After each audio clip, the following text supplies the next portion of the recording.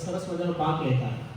એક દિવસ એક નવા એગ્રીકલ્ચર ઓફિસર આવ્યા અને એમણે થોડા નવા રિસર્ચ માટે એમણે સીડ્સ આપ્યા કે આપણે એક્સપેરિમેન્ટલ સીડ્સ.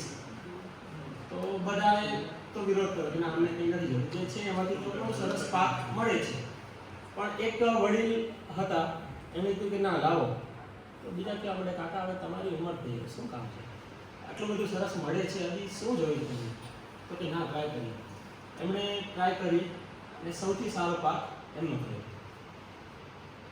આ વસ્તુ સંદર્ભ ઓબ્વિયસલી તમને ખ્યાલ આવી ગયો છે.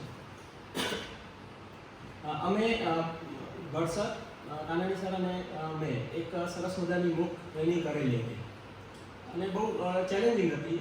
સબ્જેક્ટ સરસ હતો અને ટાઈમ કન્ઝ્યુમિંગ ઘણું બધું હતું, પણ એ બહુ મજા આવે એવી ટ્રેનિંગ હતી.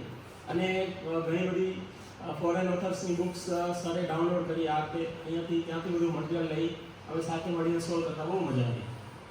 તો એ વસ્તુ છે કે means one of the best thing which I admire from him, કે કોઈ પણ એજ છે દેટ ઇઝ નોટ લાઈક સારા ટીચર એ કહેવાય કે જે હંમેશા વિદ્યાર્થી બની રહે, જે હંમેશા શીખતા રહે.